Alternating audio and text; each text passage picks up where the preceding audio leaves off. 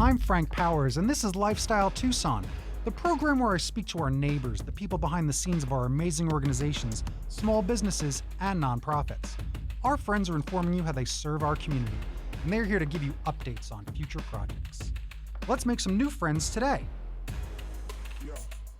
Let's help some more kids today on Lifestyle Tucson because there are children all over in need, and not just in the United States. Through the hard work of volunteers seeking to positively impact the poorest segments of Mexican and Ecuadorian societies, PROMESA was born. PROMESA means promise. The primary mission of the PROMESA organization is to assist and provide support and basic services to low-income children from Mexico and Ecuador who need assistance in meeting their daily life needs, as well as to prevent them from engaging in a life of violence, delinquency, and crime. And more importantly, to provide participating families with a foundation from which to improve their quality of life and break the cycle. Volunteers from different communities in Arizona have established a board of directors and committees exclusively for charitable and educational purposes to provide aid to poor children from Mexico and Ecuador. And today, I am fortunate enough to speak with Dr. Elena Parra, Vice President of PROMESA, as well as Irene Rodriguez, the President of PROMESA. Ladies, welcome to Lifestyle Tucson. Thank you. Thank you.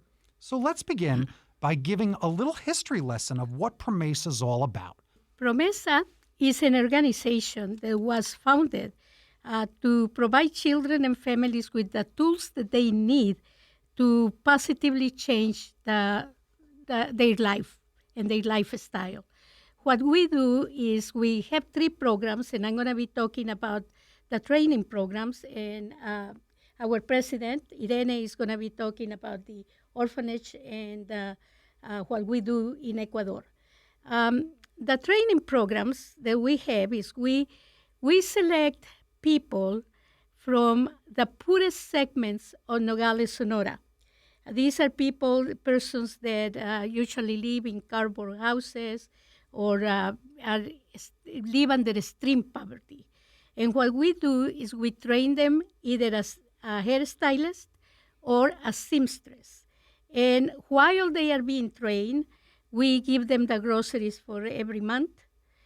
We also pay the teachers, and we pay the child caretakers. We also, when they finish the program, we give them everything they need to start working. This is our 3rd generation. Our past generations, everybody's already working, either from home or in a factory or in a hair salon. And we have videos in Facebook and Instagram where they talk about the change that this program has made on their lives. When they initially started, their kids had hardly anything to eat. They will eat tortillas or beans or rice, and that's about it. And now they come with their stories on how they are now able to provide for their children and how they can guide them towards a better future. We also occasionally give them training on how to build a business or how to raise their children properly. So we have people that are very interested in building a better future for themselves and their families. And this is one of our main program, or better said, our main program. And it's also the most expensive. And this is why we are coming here. I believe that as women that have made it in our life, we have an obligation toward those other women that don't have the means to make it that we had, and they don't have the opportunity to work and have a good life. So we enable them to be able to build a good future instead of just giving them something that is going to be gone in a few hours. So I appeal to all the women that are listening to us to please help us help those of us who those that are on need. Let's give them what they don't have. Let's contribute to them having a better life. I also am talking to men that are listening to us, because I believe men have a debt in history towards women. because Slow down a second. Wait a minute, huh? well, in a sense, they have contributed to our operation. No, So- wait a minute. Hang on. I gotta wait. I think I hear someone calling me in the other room. No, of course. And Okay. also, I believe every man came from a woman. We all have Exactly, moms. Exactly. That's right. So, in a sense, a way or to be forgiven is to help us now. Yeah. To help those who do not have as much and Well- who are in great need. Think of this plea right out of the gate, right here from our fine doctor. I appreciate it. Everything you just said. It's very moving and it's hard to hear because I don't think that people really think of what extreme poverty is, right? Especially if it's at the border, especially for people of different cultures, obviously, because they don't think about it, right? If you have an opportunity to show that you had the means, you speaking from your relationship with growing up, your relationship to success, your relationship to education, and what you see that you had, and that when you see that others don't have that, you see that's what's holding them back. If people are given opportunities that they can take to then not only just educate themselves, like you said, you're giving people entire career paths because everyone's always going to need to get their hair did, I hear, right? And everyone's always going to need their clothes mended. And especially when you can mend your family's clothes or do your own kids' hair, right? That's a huge expense that you get to save. So teaching real skills is such a huge benefit to helping people. But not only that, you're taking care of these kids as you're teaching them skills. You're taking care of them by helping them with their groceries all month long to get through the program, paying these teachers extra to make sure that these teachers care as well and that they are taken care of. You are really doing what I call it's the domino effect. You're making the dominoes fall in the right direction, helping so many lives. Talk about generation. Helping that mom is helping that kid, and helping that kid is helping the future so that he doesn't become a latchkey kid. I hate latchkey kids. Kids on the streets, just running rampant, breaking into things. You got to get them off the streets, teach them how to be good kids, and teach them how to be good people with good character. And that's hard to do when all of society is crushing down on you and you can't even feed yourself more than a tortilla.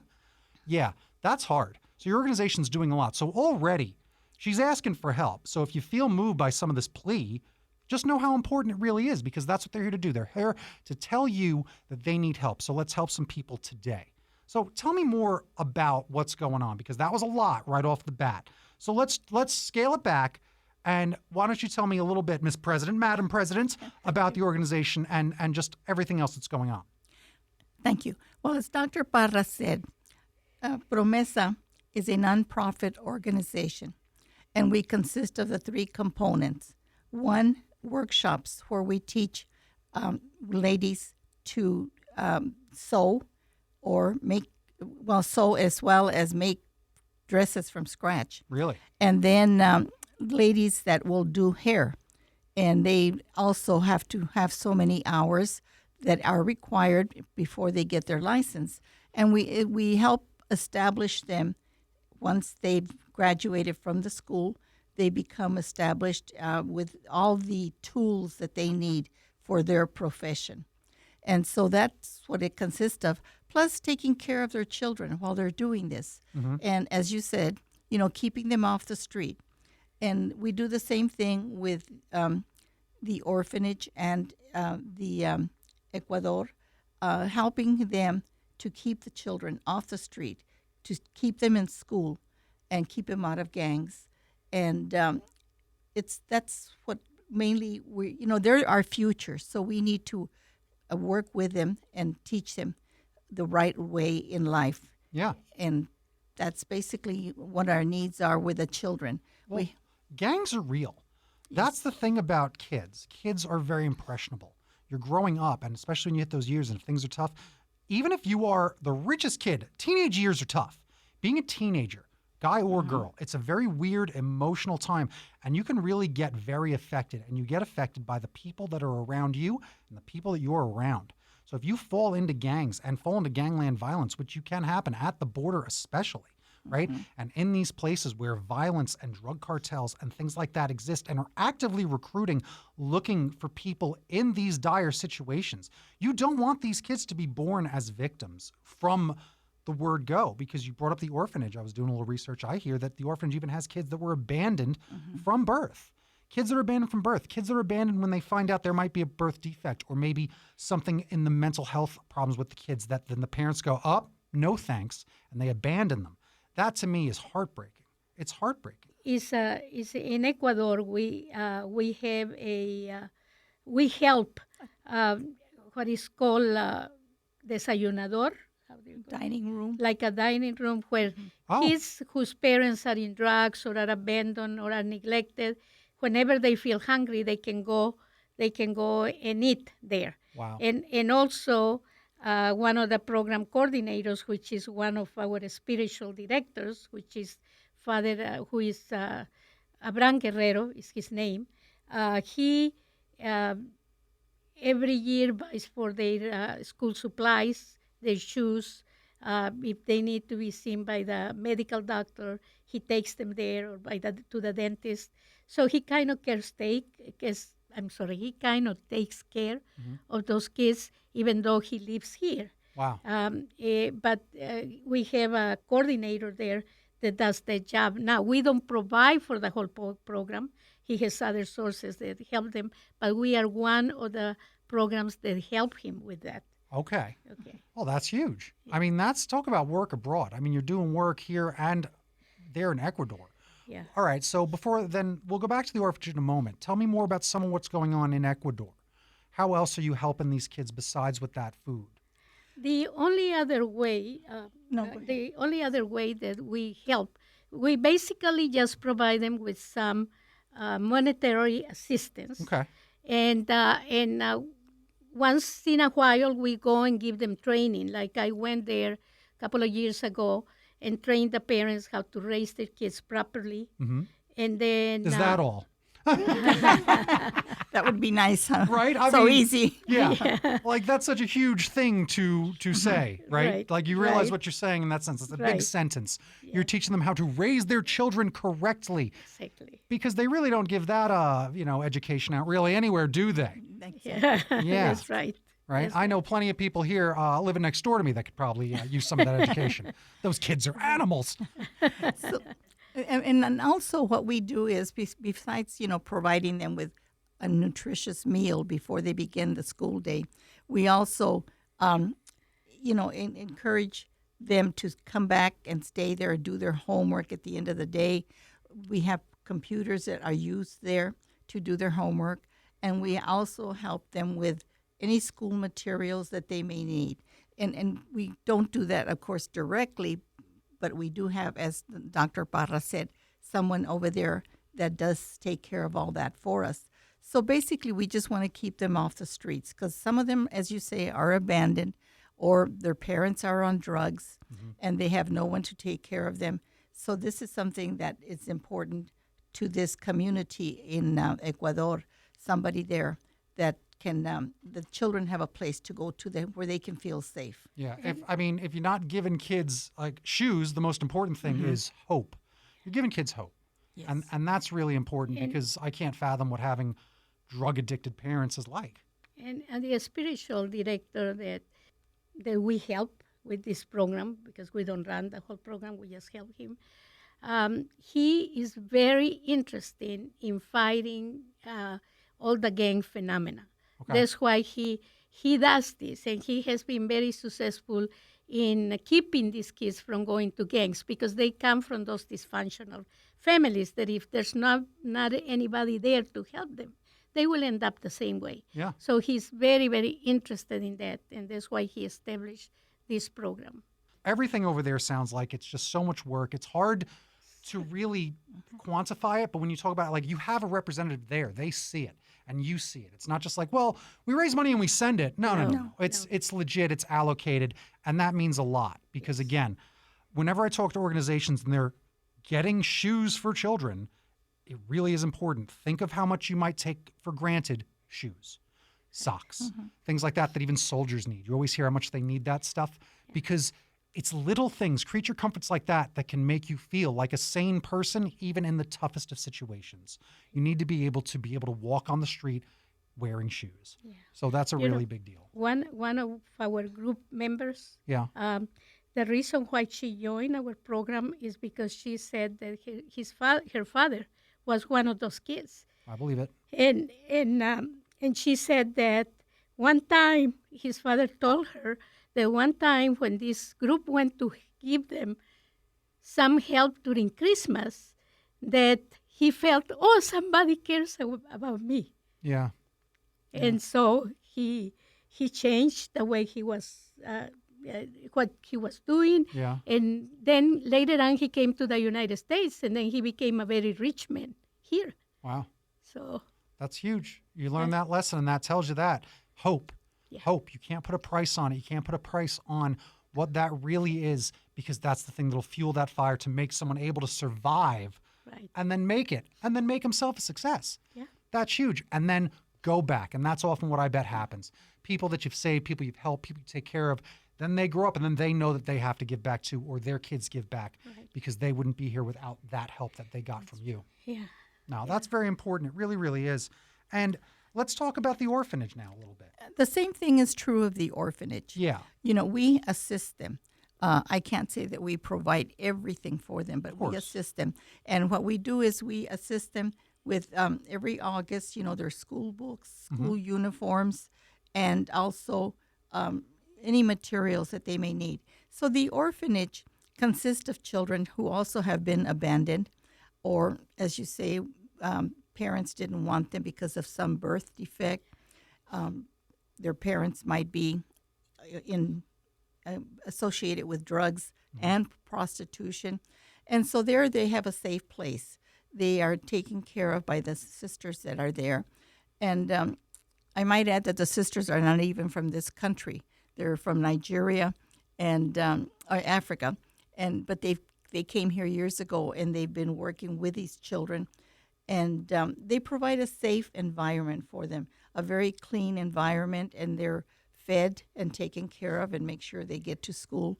And we assist them with these tasks, you know, of providing some things for them. And so, again, they're there until the age of 18. And some of these children, clothes that is handed down to them, they do wear uniforms to school because it's required.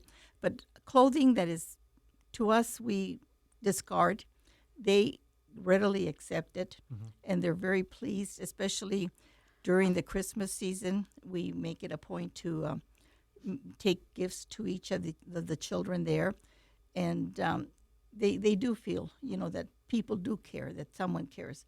And as you said, when you do something for someone, it comes back to you in many ways. Absolutely. Or you give of yourself more so because you know you experienced it and you know what it's like. And so you make the life of these children.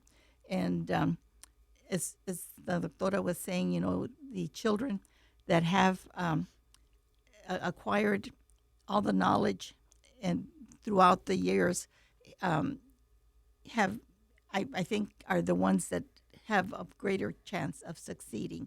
After all, children are our future. Yeah. And we have to provide for them now while we can help out, whether it's our child or not, our grandchildren or not.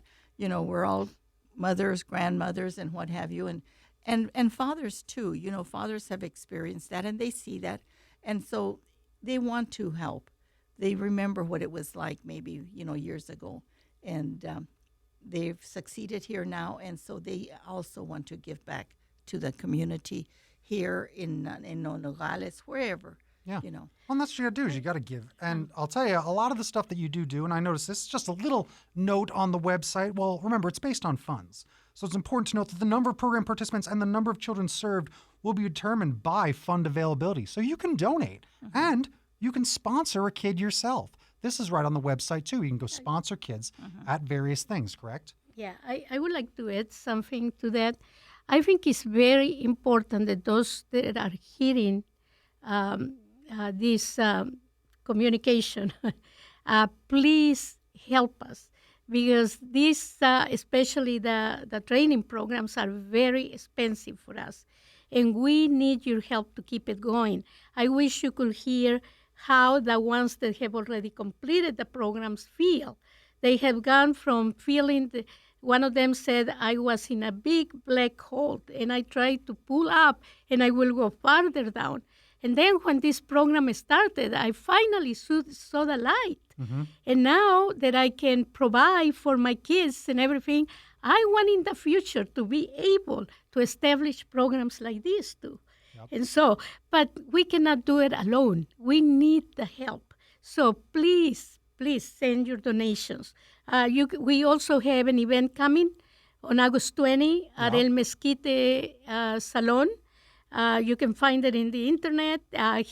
We will be there from 12 to 6:30. We will have different entertainment like mariachis, Let me take it from here. I'm folklorico. the prince of promotion, the king of commotion. It's a big event, right? It's happening it's a marathon. You're having a marathon on August 20th from noon to 6:30 at the Mesquite Ballroom. It's at 7130 South Nogales Highway. There's going to be folkloric dances from Mexico, mariachi, fashion shows, dancing with professional DJs, excellent food, of course, all right? And you can also donate and or do what you can. Oh, look, Letty from Estrella TV is going to be the moderator. There's a big star. How exciting. So it's $15 a person, $25 get you food included, so that's super simple too. You can go get all the details online, I'm sure. I'll give you that all in the recap. But that's a good, easy way to help this great organization is go party and maybe run a marathon. Is it a running marathon? We used to make it a marathon all day long till night. But then we realized we better cut it because people won't be able to stay all just day. bursting into flames. Yes, Right. It's August. That's why we call it marathon. That's so funny. But yeah, that sounds like a great fun time. It's a full day of fun. All right. So tell a friend about it. Tell a friend about it and tell another friend because this sounds like a fun family event. And it's all going to a good cause. The money you're spending on a ticket is going to help children. It's going to help people all over, which is huge, helping all these families and starting them on a career path, which is, again, I love. These programs you run, yes, they are expensive, but let me tell you, if you're out here hearing our voices talk about this stuff, why don't you just help change someone's life that is a parent forever? Give them a career. There's nothing like the weight coming off your shoulders of knowing where your paycheck's coming from, knowing you can feed your family and that you don't have to worry about the unknown. You're not in a black hole. You're not, because you know you can take care of your family because of the skills that you now have. And we need to help organizations help people get these skills. And these are families that, to give you an example, if it rains, because it's in Nogales, Sonora, if it rains, their ceiling comes off. They Wow. have to go running and find a place inside the earth to get themselves in while it finished raining. Wow. These are very poor people. Extreme poverty is what we're talking about. Frank, may I say something about Yes. our members? We welcome all members that would like to be a participant of this group because we're small, but we are very hard. We have very hardworking members, and not only they, but we also are very grateful to Lydia, the owner of El Mesquite, and her crew because they have donated the site to us for the second time in a year, in the years second or third, and also her crew of ladies is donating a lot of the things that we are required that are expensive, such as all the food and other activities, other things that they programmed. So we're very grateful to them for their donations and grateful to our small group of members that are very hardworking, and we appreciate everyone. And of course, we welcome any new member that would like to join us, and we also if you're not able to, we welcome your donations because it's going to a worthy cause. Yeah. And we're a nonprofit organization as well. All my friends are. Anyone on here is it's only nonprofit. And just to let you know, right now, we really struggle with the money to the point that we cover the groceries. We don't have enough money to cover for the groceries. So we, the members, cover for those groceries. Just out of your pockets. Huh? Yes. Out of pocket. Okay. Well, it sounds like you could use some more members. It sounds like that if you can't donate money, donate your time. That's what we always tell people around here. But if you ain't got time, because time is money, donate that money because they could use some of that, right? And we know that that's going to go to really, really good causes, really helping people just directly. And again, this is money that's already coming out of these people's pockets to keep this organization going. And I know that some of that is because of, Is this a Mexican organization? Is this an organization that's not, a USA bunch of, come on. You got to realize that there's more to the world than just, what you're comfortable with. And sometimes you got to realize that you got to help abroad, help out past borders, help out past your own interests. You see how it is. People don't often care about cancer until it's someone in their family that gets it. Look inside your heart, look inside who you are, and just realize that we're all people, right? And especially those children. Help these children out, because that's what you want to do. You want to be helping kids out no matter where they're from or who they are. Because I'll tell you, some of us have really gotten dealt a tough hand, and some of us have not. And it's those of us that have not that really need to give a hand out to those kids.